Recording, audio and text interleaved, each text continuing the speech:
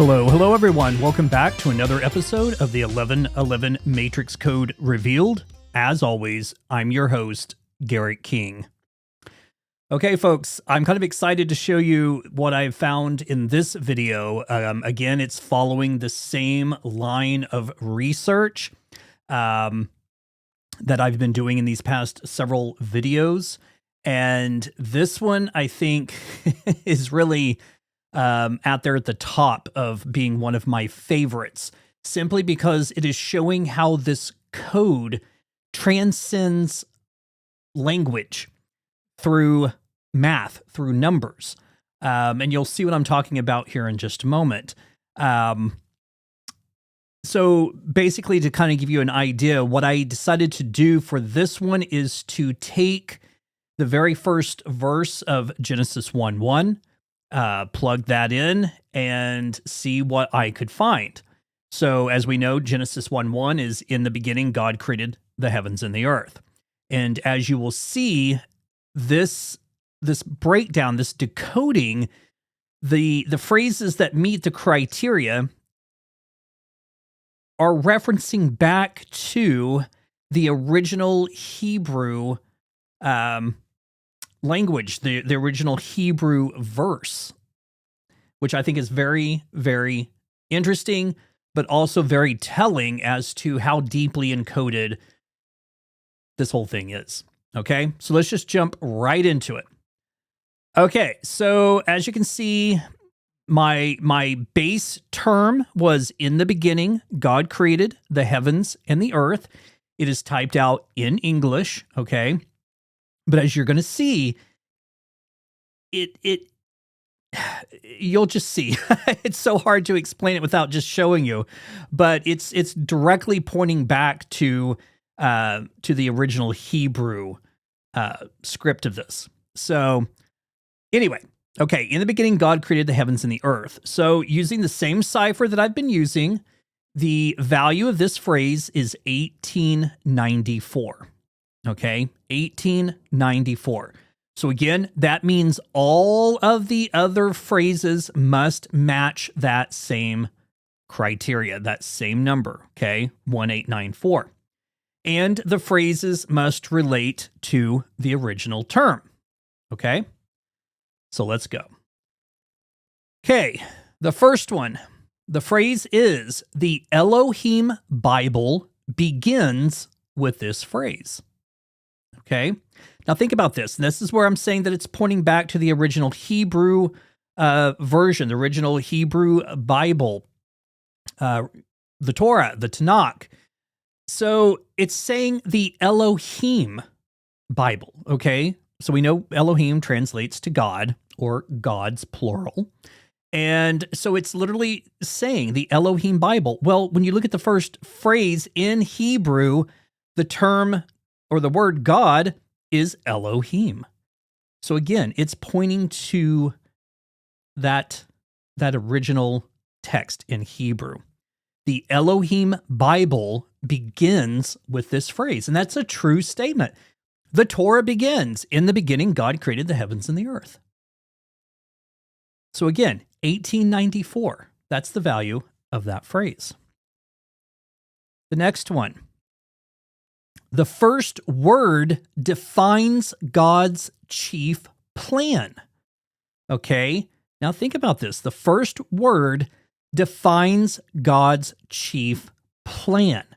So in Hebrew, let's move this over. So in Hebrew, and I've talked about this before, I've showed this in one or two other videos, but the very first word, Bereshit, okay, that word can be broken down into multiple other words that basically describe what God's intentions are from beginning to end. Okay. So I'll just briefly show you guys this again for those of you that haven't seen the past video, but just to kind of give you an idea of what I'm talking about here. So this is the first word in Hebrew of in the beginning, God created the heavens and the earth. And I've highlighted it in red. So if we look at the first three letters, it makes up the word created. And we know this because the second word is created, and it's the exact same letters. Okay. And then if we look at the last three letters, it makes up a word that means set in place or to make stationary. And then if we look at the first three letters again, that also translates to cut down. Okay, so that word has two different meanings: created or to cut down. All right, and then if we look at the first two letters and the last two letters, and we're eliminating the letters in the middle, okay? So that makes up this word, which translates to covenant. And then the middle two letters that we removed, okay, Aleph and Shen, that makes up the word fire. And then if we look at all of the letters except for the first letter, it makes up the word head or first fruit. And then the first letter and the last two letters make up the word house. And then the first two letters by themselves make up the word sun. Okay, so if we were to look at this from the very beginning, reading down, it would essentially describe that in the beginning, God created the heavens and the earth. He set them in place, or he made them stationary, but he means to cut them down using a covenant of fire, which would be the head of his house, his first fruit, his son. Okay, S-O-N. All right. Now, all of that comes from the first word. And this phrase, the first word, defines God's chief plan. It's exactly right here. I've described all of this before. Now, think about this, folks. This is what I'm talking about when I'm saying how deeply encoded this code is. We're looking at terms in English and the verse translated to English, but it's describing the original Hebrew verse to a T. I mean, exactly this right here. The first word defines God's chief plan, and we're literally seeing that happen. It's literally right here. Okay, let's go on. The next one. Now, this one is really interesting. Is the God-coded result of mirror-reflected numbers. Now, think about this. Let me say it again. Is the God-coded result of mirror-reflected numbers, okay? So again, it's pointing back to the original Hebrew phrase, or this phrase in Hebrew. Maybe that's a better way of saying it. So we know that in the beginning, God created the heavens and the earth. In Hebrew, that verse has the value of 2701. I've talked about this 1,000 times, okay? 2701 is the equivalent of 37 times 73. Mirror reflected numbers, okay? 37 is a mirror reflection of 73 and vice versa. And it literally says right here is the God-coded result of mirror reflected numbers. And that's true. I mean, we're seeing it right here. I've shown it 1,000 times. Well, I won't say 1,000, but I've shown it a lot, okay? All right. And again, 1894. That's the value of that phrase. Let's keep going. Okay, the next one sets the stage of beginnings made in the biblical story. Okay, sets the stage of beginnings made in the biblical story. Well, that's a true statement because the very first verse is setting the stage for all of the beginnings that come after it. So we have the beginning of the heavens and the earth, and then there's going to be the beginnings of, oceans and land and man and animals, all these other beginnings that come after it. So this first verse sets the stage for all of the other beginnings. Again, a true statement. And the value, 1894. Okay, let's move on. Now, this verse unlocks data, a hidden Bible code of God.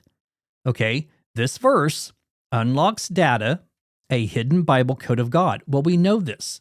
Okay, so this verse, in the beginning, God created the heavens and the earth. Okay, so again, we know that it's pointing or reflecting back to the original Hebrew translation. And we know that through that mathematical code of 37 times 73, we see this code starting to take place, okay? Because not only is the verse, the value of 2701, the equivalent of 37 times 73, but we also know that 37 is the value of Jesus and 73 is the value of Christ. So we see this encoding taking place. And that's exactly what this is saying. This verse unlocks data, which is a hidden Bible code of God. I mean, again, these are extraordinary, okay? Let's keep going. The next one. Now, this one is interesting. So it literally says, made of two prime numbers modified. Okay? Made of two prime numbers modified. Now, the two prime numbers are 37 and 73. Okay? So we know that 37 is the 12th prime number and 73 is the 21st prime number. Also, those numbers are mirror reflections of one another, 12 and 21. Okay? And we have 37 and 73. Now, the word modified, well, I think that just simply is pointing to the fact that we're taking these two prime numbers and modifying them by multiplying them together and getting 2701, which is the result of the value of this phrase in Hebrew. Okay? So again, it's a true statement. It's modified, or made of two prime numbers modified. Awesome. It's just blows my mind. Okay, let's keep going. Now, this one is interesting because it's, in my opinion, it is literally telling us that what I've been saying all this time is true. It's valid. So the phrase is, now listen very carefully, okay? There's life hid in numbers, meaning numbers hid in letters. Now think about that. There's life hid in numbers, meaning that numbers are hidden letters. It's literally a reference about gematria. It's telling us that there's life contained within these numbers, which means that these numbers are hidden inside of letters, and we use these letters to create words that describe exactly what is happening in our lives, in this reality. Okay? There's life hid in numbers, meaning numbers hid in letters. It is a direct reference to gematria. It's just, again, it's extraordinary. These phrases and how they match the criteria of 1894, pointing right back to, in the beginning, God created the heavens and the earth. All right, let's go on to the next one. Now, actually, before I do this one, let's just jump into this one. Okay, let's just do it. So this next one, it says the result of this phrase is the secret code 37 times 73. Okay, the result of this phrase, okay, so the result is the value, and the value is the secret code of 37 times 73. Look right here, folks. Again, it's pointing directly back to the Hebrew spelling. The result of this phrase is the secret code, which is 37 times 73, getting the result of 2701. Now, I want you to look right here. The value is not 1894.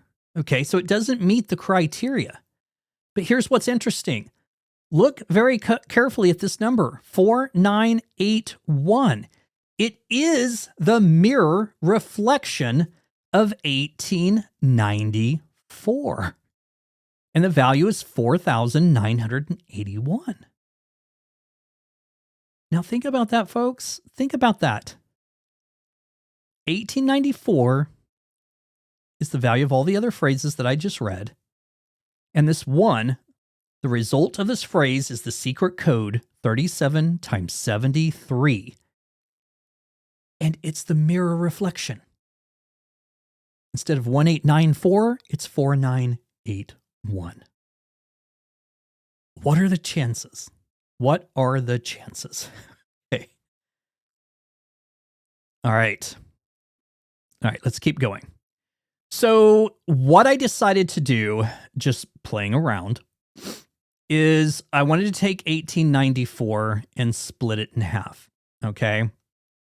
And just see if there's any additional information or whatever that we can pull out of these numbers.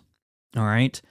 So 1894 divided by 2 gives us 947. And these two phrases, which I'll just show here at the same time. Okay. So 947, and let's just pull up again a calculator just so people can see.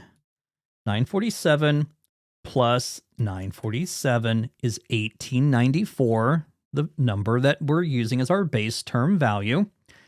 And so we've split it in half. And it's just interesting to me that we get a direct reference to gematria in this one here, the one that says there's life hidden numbers, meaning numbers hidden in letters. And 947 just so happens to be the value of this phrase, which is the purpose of gematria. The purpose of gematria. Now, the second one that has 947 as the value is this one, which is trials before implementation. Trials before implementation. Now, why is that one important?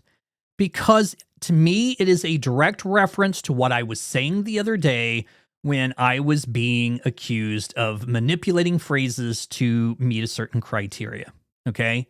And as I've explained, this is what you have to do. You have to add words, subtract words. You have to find words that fit, that make up the phrase. There's no other way to do it. And that's what you're doing. You're going through these trials, trying this word, try this word, try this word, see what fits. So you're going through these trials before you implement it, as I'm doing now and showing you guys. Trials before implementation, 947, and the purpose of gematria. Think about that. Now, put all that together and put trials before implementation, the purpose of gematria. Put it together as one phrase, and it would have the value of 1894, but it's split into two. It's literally telling us that what I've been saying is the purpose. The purpose of gematria is to find connections, and that's what I'm doing.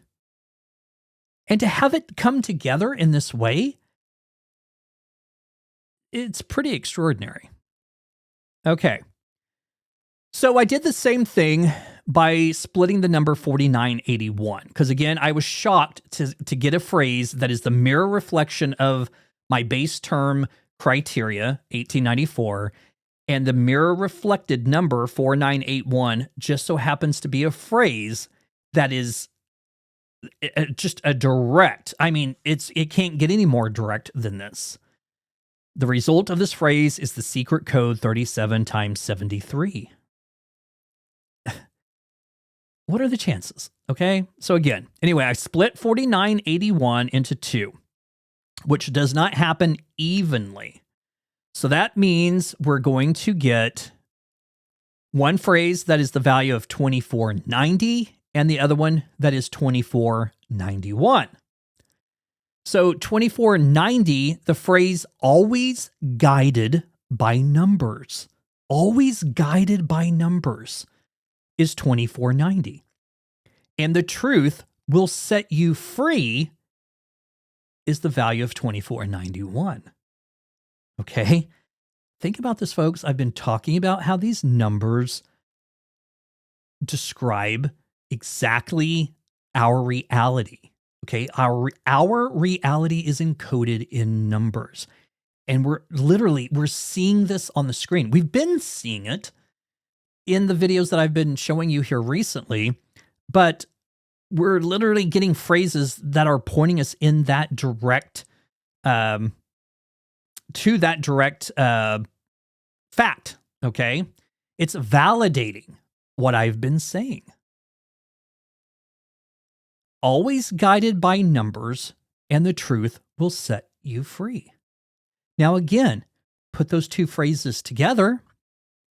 You could have it read, always guided by numbers, the truth will set you free, or the truth will set you free, always guided by numbers. It doesn't matter which direction or which one comes first. You put them together, and the combined total would be 4981.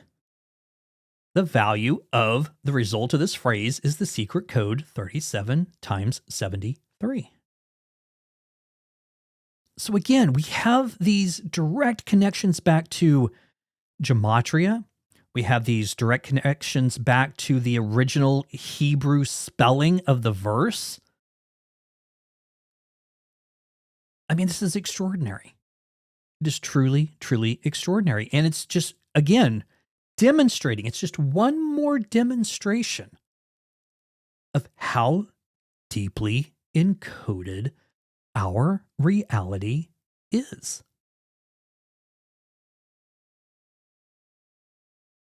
And there you have it. There you have it. So once again, folks, let me know what your thoughts are in the comments. I hope you found this interesting. I was just floored by all of this.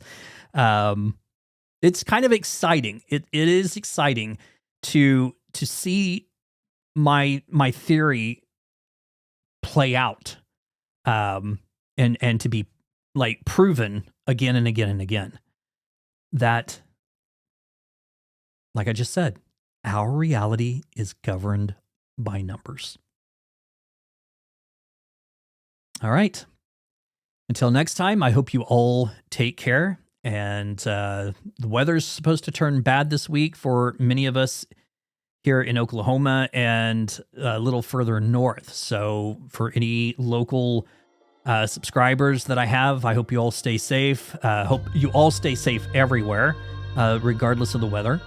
But yeah, that's it. So until next time, take care, and we'll talk again soon. Bye-bye.